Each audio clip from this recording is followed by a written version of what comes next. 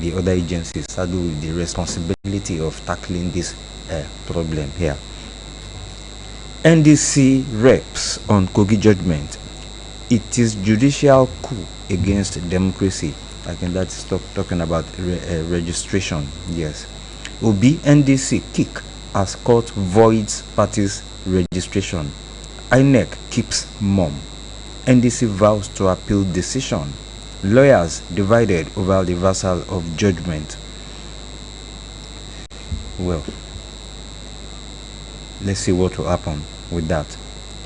How 7 Boko Haram ISWAP commanders returning from Hajj were arrested at airport. That is according to minister. Arrested, that might be a good one. And Oyo abductions, why we declared curfew in 10 local governments by Makinde. Well, everybody knows that it is about how to rescue these ladies. And these ladies and the other abductees, teachers and students, pupils. It is time to use our common sense to make Nigeria a better place. Obi of Onitsha. And well, this one from the Book of Matrimonial Oddities. Man tells Ibadan court, my wife threatened me with knife. Dates 2 of my church members. Yes, 2 of his our husbands, our church members. Yes, 2 of our church members. Well, we'll come back to details of these stories after this short timeout. Stay with us. Conversation.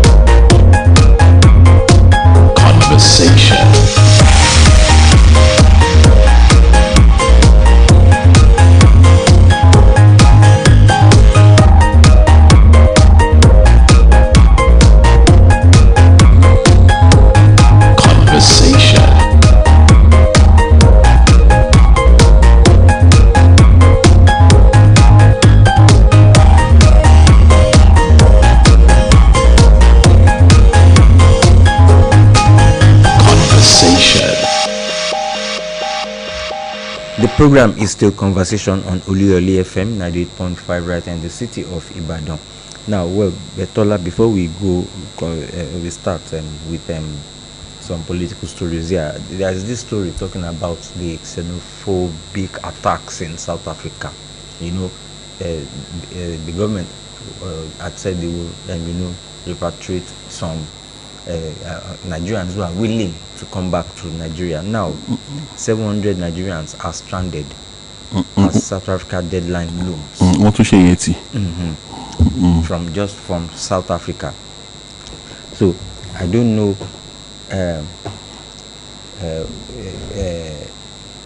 the commission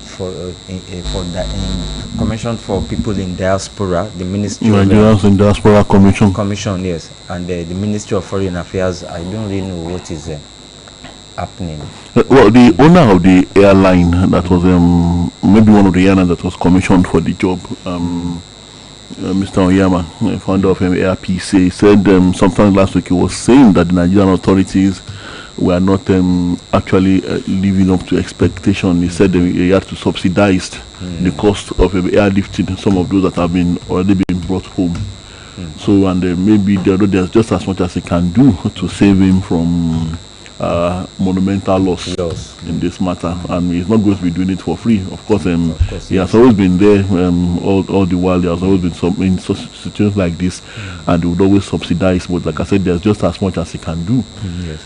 So let's see why 700 Nigerians are stranded this time. Yes, like I said, 700 Nigerians, they have remained stranded in South Africa 3 days before the June 30 deadline issued by anti-immigration groups. It was launched. That is according to Saturday Punch, and today is June 27.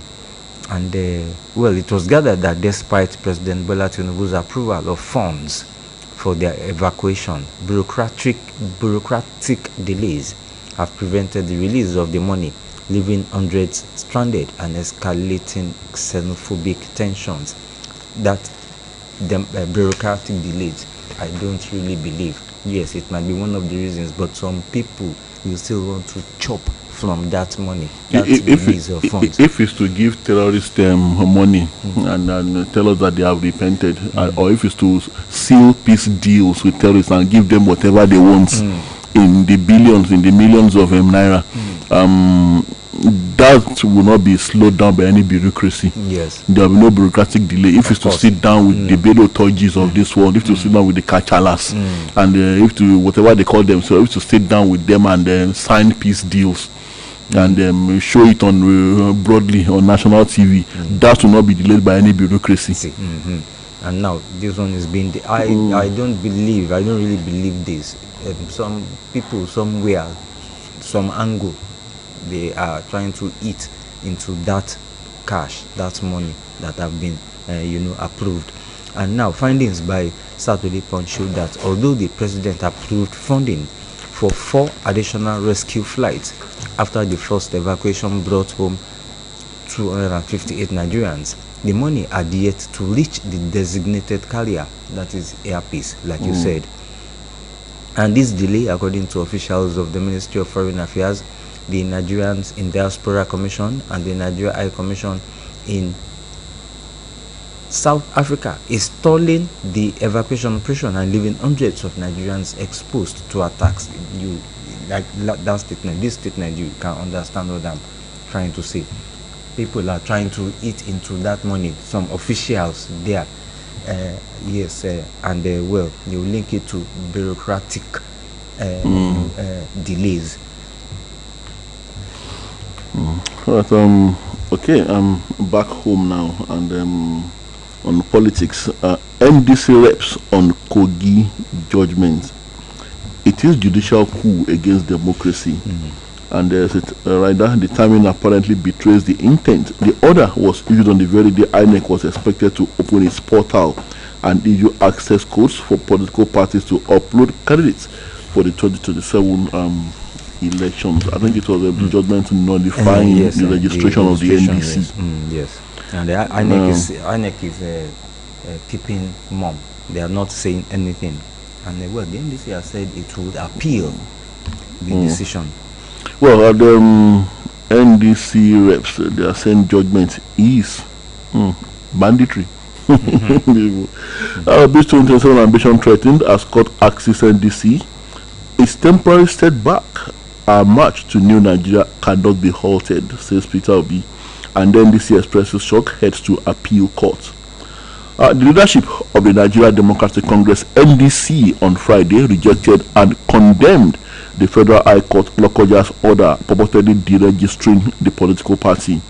While the party expressed shock at the judgment and promised an appeal, its presidential candidate Peter Obi said every Democrat in Nigeria should be worried.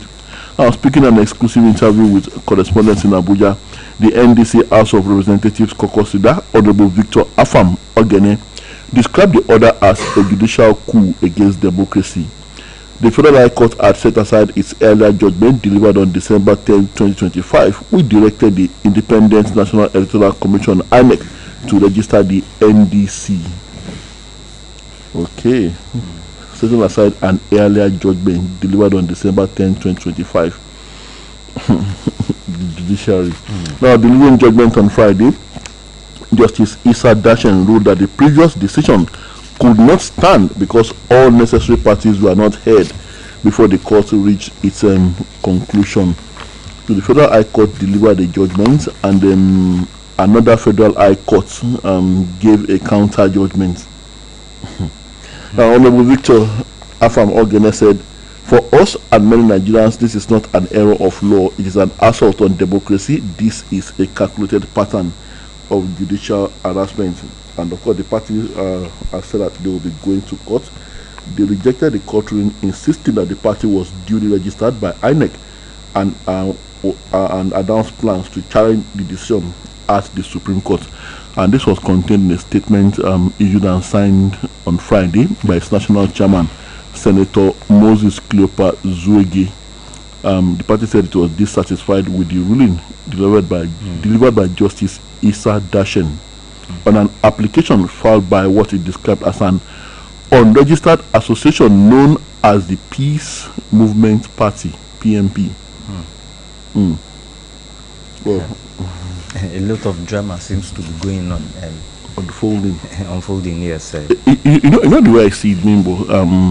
Me trying to predict how things will turn out here. Eventually, yes, the NDC would eventually be on the ballot. The judgment again will be set aside by another court. But I think it is me just thinking that, and my own thoughts here. I'm not saying that is what is happening. Maybe certain powers that be trying to shake and test the will of the NDC. They are trying to shake them up and ruffle them up before the elections. Yes. They try to see and then see if that can affect their standing in the not just for the elections but in the court of the people. To see, so I guess they just want to just rattle them. Rattle them. That's what I was looking for. They just want to rattle them. I believe they will eventually make the ballot. Although I don't know how they are going to go about this. The opening of the INEC portal today, and parties are expected to upload candidates for the elections and issue access codes. I don't know how long that portal will remain open. Like we all know, rules are meant to be broken, so anything can happen. And like the author of the Christian faith said in the good book, he said, "Man, the law is made for man, and not man for the law." Yes, man for the law. Well, so let's see what happens at the end of the day. Now, the Independent National Electoral Commission, INEC, says it is yet to receive budgetary allocations for the conduct of the 2027 general elections. And the INEC National Commissioner in charge of voter education and publicity, Malam Mohammed Haruna, disclosed this on Thursday in Abuja. And Haruna spoke at a cross-sectoral interactive session organized by the Peering Advocacy and Advancement Center in Africa, PACA, in partnership with Legis 360. Well, and the fireside chat, which brought together political parties, civil society organizations, and INEC officials, focused on the just concluded Ekiti governorship elections and INEC's preparation for the 2027 general elections. And Haruna said although the commission was still awaiting the release of the funds, preparations for the conduct of the successful 2027 elections were ongoing. Yes, of course they will get the funds. Definitely they will get the funds. And of course it's always the same pattern. The same pattern, yes. But it is time to use our common sense to make Nigeria a better place. That's coming from a foremost traditional ruler in Nigeria, the Obi of Onitsha. And then it's actually a feature piece, and it speaks on his childhood and then programs. But this matter of common sense, is it about us as the citizens or about those leading us? If indeed all of us as citizens were to deploy our common sense, and definitely certain things are common sense. Like for example, if we are talking about common sense, let's talk about the security sector now. Common sense is when soldiers or security operatives tell us that they have stormed a particular hideout where hostages are being kept by terrorists, and in a brazen and daring operation they liberated those hostages. It is common sense to wonder why none of the terrorists were neutralized, why none of them were arrested. Just to give an example, Bimbo. And it is also common sense if you say that you have removed fuel subsidy and we are making more money. It is common sense to ask questions as to why we are still borrowing, yes, and as to why there's still so much hardship in the country, even we are suffering at the twilight of the first tenure of that government. that promise that things will get better soon and that the hardship is only for a while. So all this is common sense. So now, if we are to deploy all our common sense, Bimbo, as Nigerian citizens, over 250 million people, and that common sense is nonsense to those ruling us. So I wonder, that's why I asked the question that who exactly is the Oluyole furniture referring to? I want you to go through that story. Yes. It's actually a broad interview with the traditional ruler. Okay, let's see. It's actually a feature piece, and okay, let's see where he said, where he spoke about common sense. Okay, it runs to 16, page 19 of the Nigerian Tribune this morning. Okay, okay, well, it's actually a very vast piece. We will have to look at it very diligently, but exactly that's what it means. That I think what he's saying in essence is that we should all be on the same page regarding development issues in this country, regarding our progress as a nation, regarding our peace as a people, that we must all love this country, and the progress and development of this country should be paramount. That a rebranding of our minds, I think that is what he's talking about. And that is the generality of the people. He's talking to us, generality of the people, and of course it might be also pointing, some pointing fingers at the governance structure too. Well, if few people in that governance structure perpetually think that 250 million people have no sense, but will still remain on the same page, we'll still be matching at one point. If they think they are the drivers and that they are the ones that are supposed to take us where we want to go, we are not the ones to say where we want to be. If they continue thinking along that line, then I fear. But I get the Baba means well, and the Oluyole furniture, and then I guess he's also talking about everyone, including the leadership and the led. Yes. Now, talking about security here, Minister of Interior Dr. Olubunmi Tunji Ujo has disclosed that 7 suspected Boko Haram and ISWAP commanders were recently arrested through Nigeria's integrated identity management system while returning from pilgrimage. The minister said the suspects were intercepted at the Katsina airport last Thursday on arrival from Mecca and subsequently handed over to the Department of State Services (DSS), describing the operation as evidence of the effectiveness of government's ongoing reforms in identity management and border security. Tola, let me ask you one question. In the first place, how did they leave Nigeria to go to Mecca? And so after coming back from Mecca, they were now apprehended. And I have a feeling that I'm asking the question, well, they could have the capability to go for Hajj, talking about the funding, but then I want to ask this question again. Who exactly sponsored them? I suspect that they were sponsored. So who exactly sponsored them? If not the government of Katsina State itself, Yes. and then maybe some very powerful elements in that state. So if they were sponsored, that must also be looked into, bearing in mind that their identities, and I don't want to believe that it's at the point that they were coming, that they came back, that their identities were unraveled as terrorist commanders. Nigeria must have known that they were terrorist commanders. Yes, like you said, they slipped through our airports and went for Hajj. Bimbo. And then usually, I'm also curious, Bimbo, they're going for Hajj in Saudi Arabia. Usually these terrorists they do not believe in the Saudi system, or should I say brand of Islam.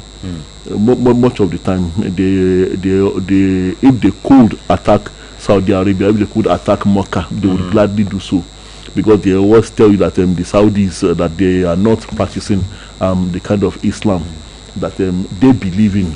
Their own ideology is quite different. So I'm just wondering why they would want to go for it. That's to tell you that these are people that have no clear ideology. Talking about the Boko Haram and the ISWAP and whoever they are made up of in Nigeria. That's to tell you that they have no clear ideology. They are just criminals, killers. That's what they are. People who kill for a living and do not know, like I always say, people who do not know any other way to live. But that aside, these are questions that must be answered. Again, common sense, remember, like the Obi of nature said, it is common sense to wonder how they slip through our airports and they were only arrested on their return. It is common sense to also want to follow up on, okay, you've arrested them now, so what next? We hope it's not that the next thing we'll see, you'll be sitting down reaching peace deals with them. Because it was in the same casino that I told you of a particular report that was splashed on their state TV and a local TV station.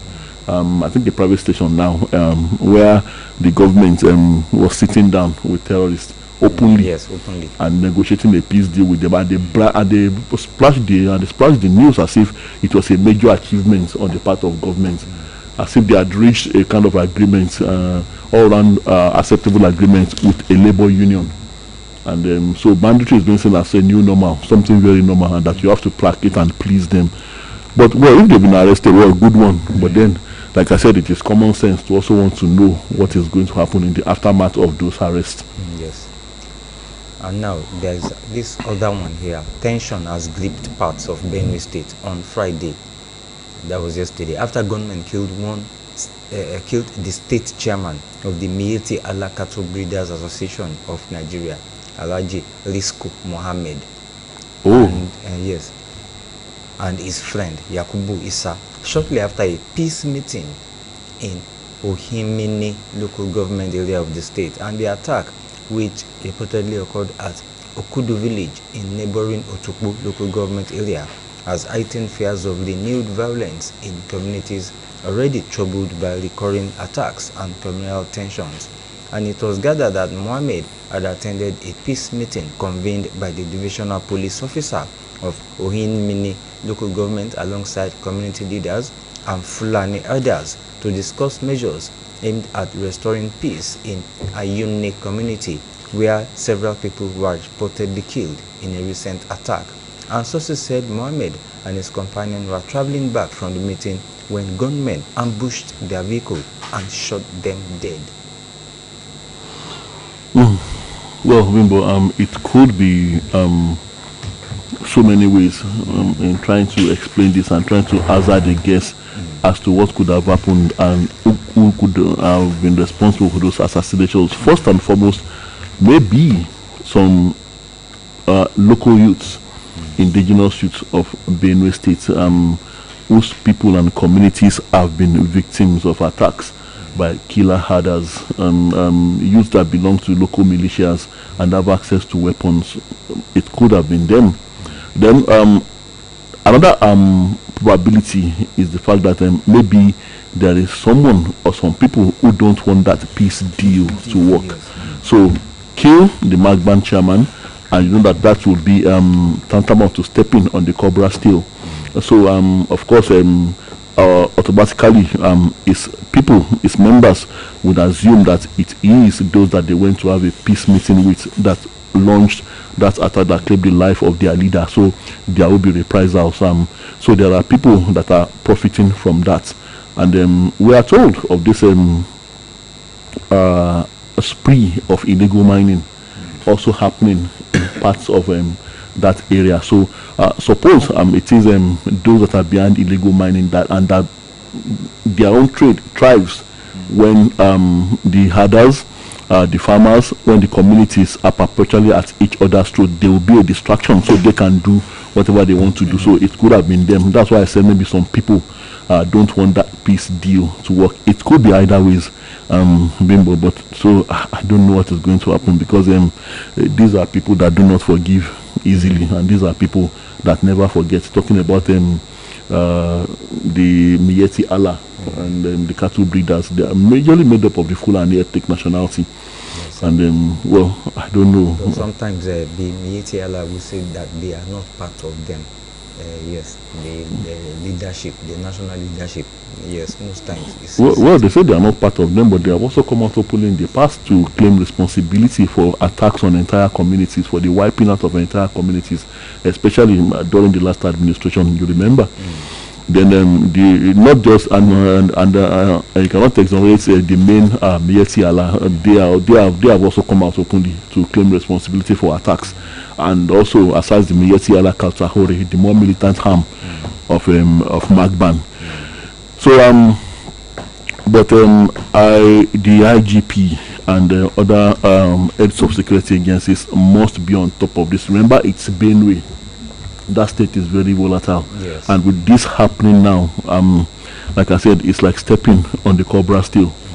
So they must be on top of this to make sure that the consequences of this, the assumed consequences of this action, does not come to pass.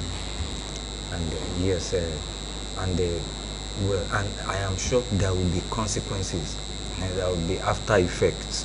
And if the government and the security agencies do not, try and embark on some measures, I mean proactive actions, measures, anything can happen.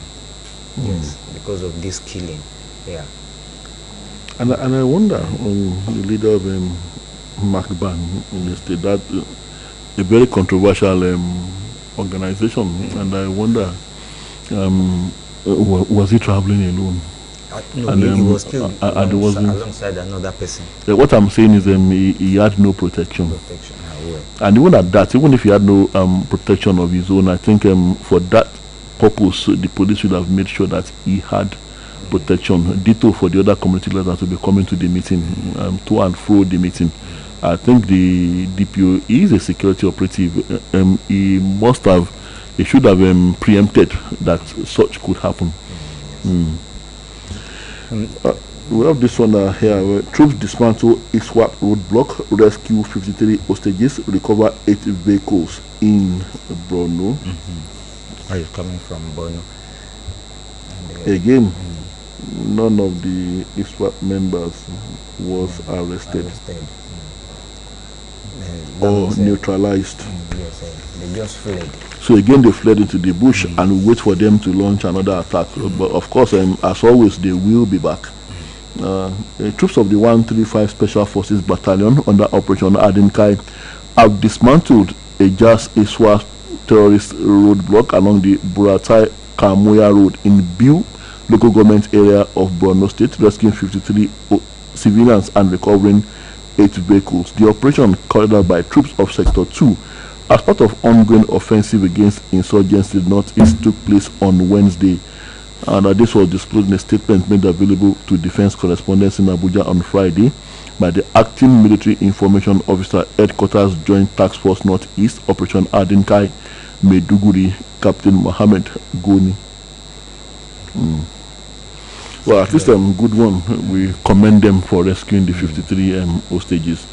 But then, what I'm always it's not as if I'm not appreciative of the efforts of the military. But when I read stories like this, I'm always worried when you leave a snake just bruised, and then you allow the snake to slither into the bush, a poisonous snake, only for that snake to heal and come back again to launch another attack. Now, this one now says no fewer than 271 children were among the 484 people displaced after armed bandits attacked Guni local government area of Zamfara State on June 15, 2026. The International Organization for Migration has revealed, and the IOM, in a fresh assessment obtained, said the attack displaced 484 people from 101 households, with children accounting for more than half of those forced to flee their homes. And these figures are contained in 2 IOM reports on Nigeria obtained by the Saturday Punch, and they include Flash Report 291 on population displacement obtained on June 25, and the Displacement Tracking Matrices Transhumans Tracking Tool Dashboard 20, which covers field data from 33 monitoring points across Katsina and Zamfara State in May 2026. Yes, this is kind of research I like. Not the research is done on paper or on phone. You know, they went into details. They went into locations, yes, to get this fact. But Okada returns to rekindle security fears across Lagos. Now, the decision of the Lagos State government to impose an indefinite and total ban on commercial motorcycles, popularly known as Okada, about 4 years ago, June 1, 2022 to be precise, no doubt brought a sigh of relief to residents of the state, especially those living in the Lagos metropolis. Then the Babajide Sanwo-Olu government wielded the big stick against motorcyclists whose activities had become a source of concern for both the state government and residents on major highways and bridges in 6 local government areas: Apapa, Itiosa, Ikeja, Lagos Island, Lagos Mainland, and Surulere. But this piece here, ever says, it's an article actually, says many parts of Lagos have in recent times witnessed an upsurge in Okada operations despite the government's ban, a development some residents attributed to the temporary restriction placed on the activities of the Lagos State Task Force on the Environment and Special Offences Unit, popularly known as the Task Force. The development, they said, has dealt a setback to the government's effort to read the state's rules of what many residents regard as a menace. And residents have therefore expressed concern that the increasing presence of commercial motorcyclists on major roads could embolden criminal elements who operate on motorcycles. They called on the Lagos State government and the police to tackle the menace before it further worsens insecurity. But that's one of the grouses I do have with politicians. They will introduce a very laudable and workable policy only for them with no tenable explanation to just relax what they've been doing before. Sometimes they do it when it's now election time and they are looking for a second term or whatever, so they believe that, okay, these people that we have dealt with, their numbers are many and we need their votes and whatever. Let we use them. And sometimes there's no clear explanation for their actions. They just sometimes they do some of these laudable things and then they get a lot of accolades from the people, only for them, like I said, to relax midway. And so, well, I don't know. I guess this would have been brought to the attention of the Lagos State government and the probability. And then, of course, I'm not for an outright ban on Okada, Bimbo, but then the activities must be regulated, must be seriously regulated, because even these bandits and terrorists, they have that they love Okada. Bimbo, it makes their operations, their deadly operations, very easy. Okada is easy to maneuver through the most difficult terrain. So at least for now, considering the situation of our dear country, Okada, commercial motorcycles, anywhere they are in operation, they must be regulated. And we must know who and who is riding Okada.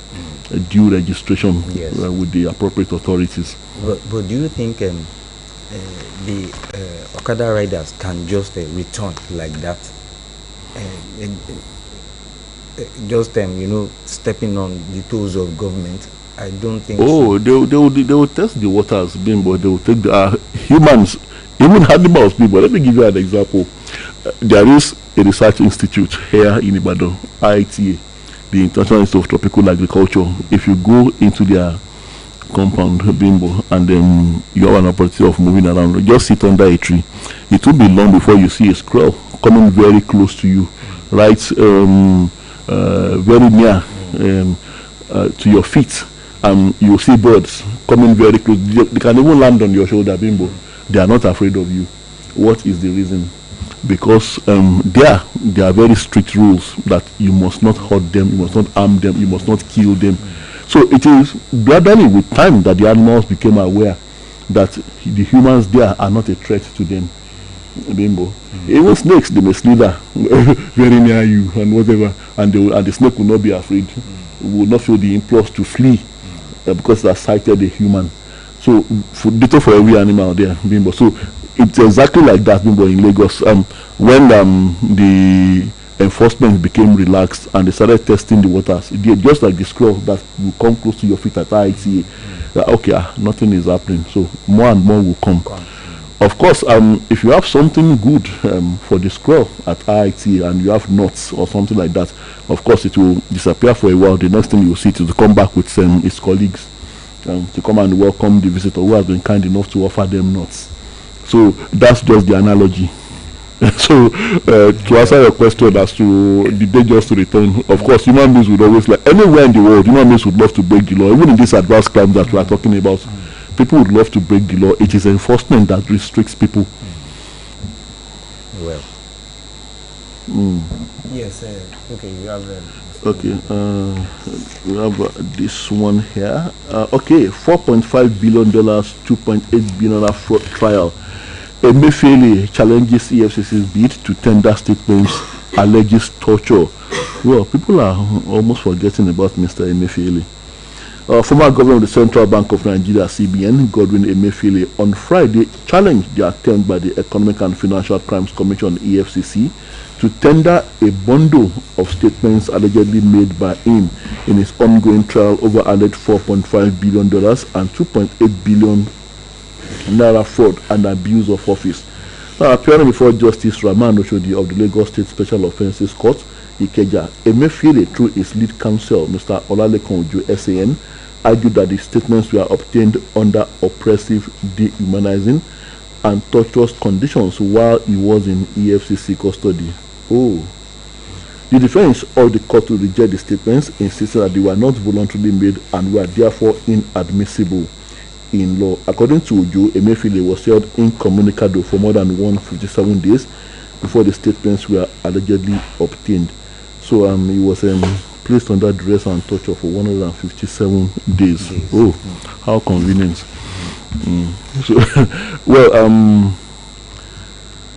I'm just wondering aloud here, while Mr. Emefiele has not been found guilty, and well, according to law, he's assumed innocent until pronounced guilty by the courts. I'm just thinking how someone who seemed at that time that he put Nigerians through unimaginable torture, how someone who appeared to be so much above board, who presented himself as being so much above board and doing what he was doing in the best interest of Nigerians, how come he now has all this stain around this Babadiga? How he has this palm oil stain on his white apparel. Yes. Now, and he's been accused of this very serious crime. Although, like I said, he has not been found guilty. Yes. And but I'm just wondering. He's still under investigation, and his case is in court. It is. And it's saying that the statements he made that could help establish, partly help establish his guilt, was made under duress. That's the long and short of what he's saying here, and that he was tortured. And I wonder how, well, I'm not a security agent, I'm wondering how anyone would want to torture Mr. Emefiele and would not be afraid that that he might give up the ghost in his hand. Yes, because the pictures I saw of him recently, just recently, I think it was about 4 or 5 months ago, he was just looking frail, frail like that. And now thinking of torturing that kind of man. And his frailty, I don't think it was due to being treated badly in detention. Like I said, nothing must happen to him, and the security operatives, I think they know this. So why would they want to risk their jobs by torturing him? Yes. Well, we don't know, we really don't know.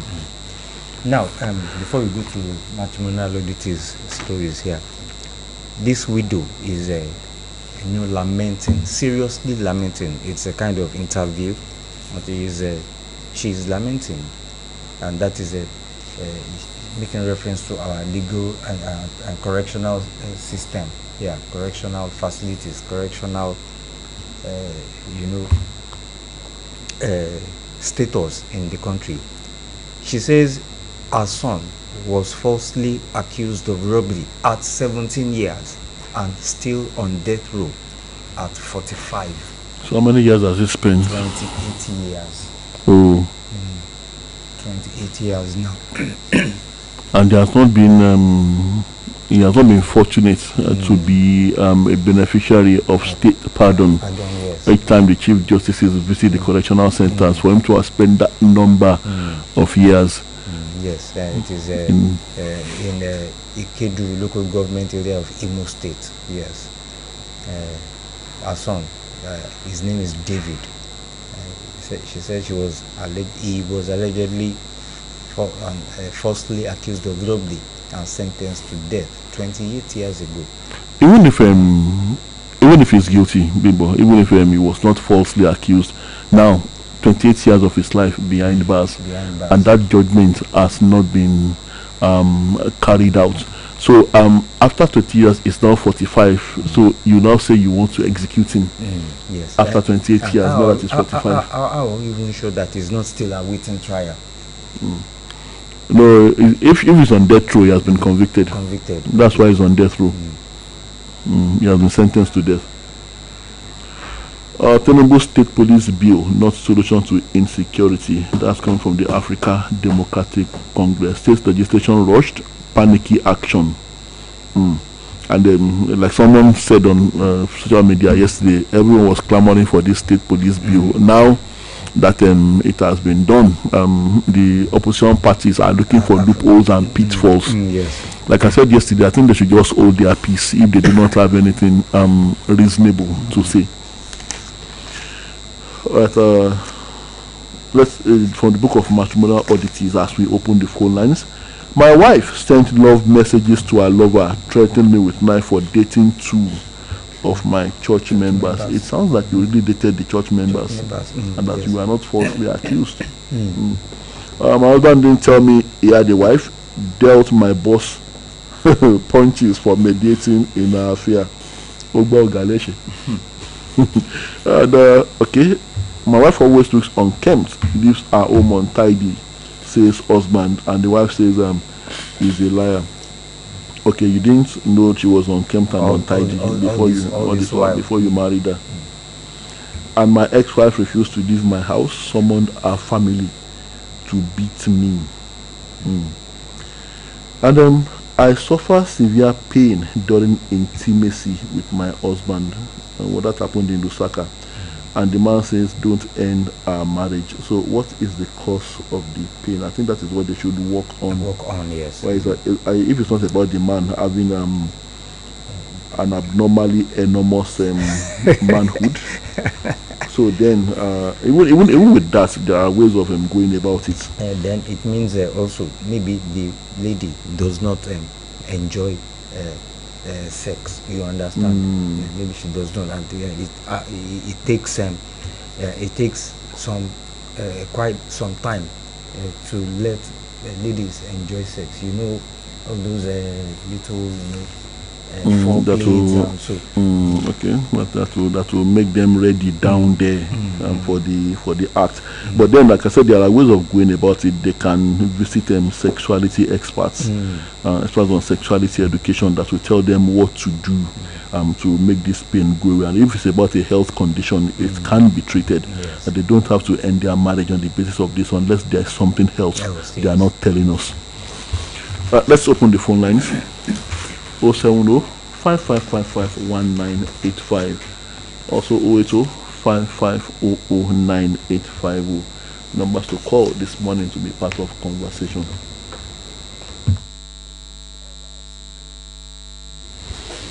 Right, we wait for the calls. On insecurity, army to recruit additional 28,000 soldiers. You know, we had stories about 20,000 soldiers. They will just recruit them. They will train them for how many months? 6 of course, the normal 6 months. 6 months, and they will now push them into the bushes. Yeah, probably. You know, aside from those that have died in the various theater of operations against terrorism and banditry, we also hear, though the army denies this, that many have actually deserted.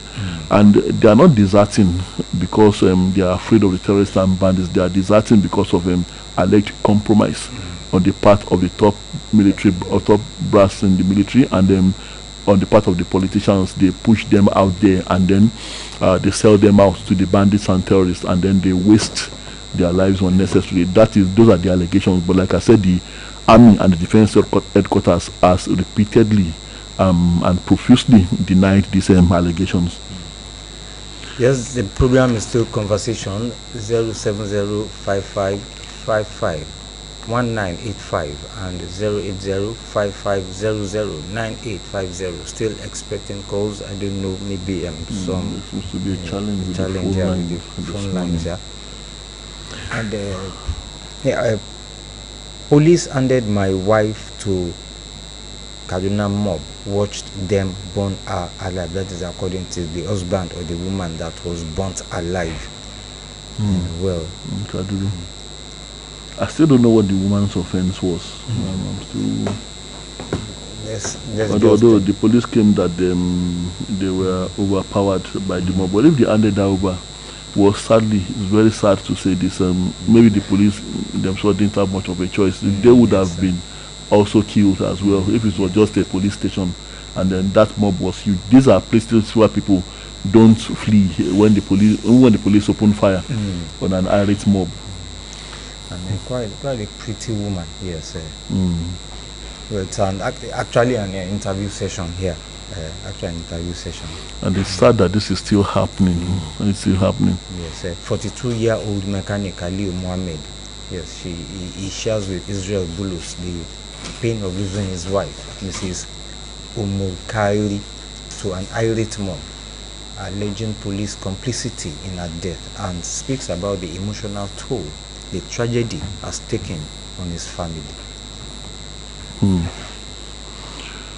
And well, this is the only thing. Like, unfortunately, people, especially youths in back part of the country, these are the kind of things that spur them to action.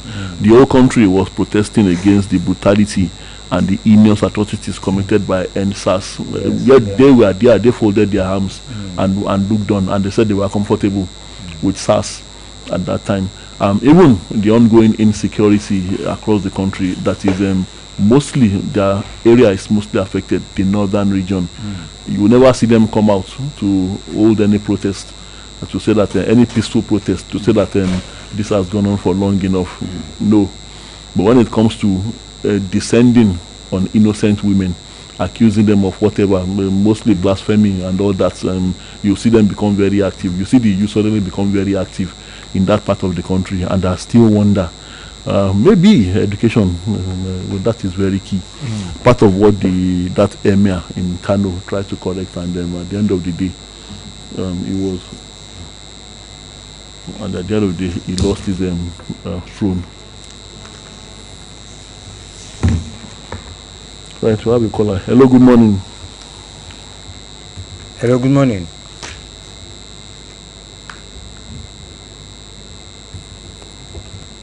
Hello, good morning. Okay, we lost that. 070 5555 1985.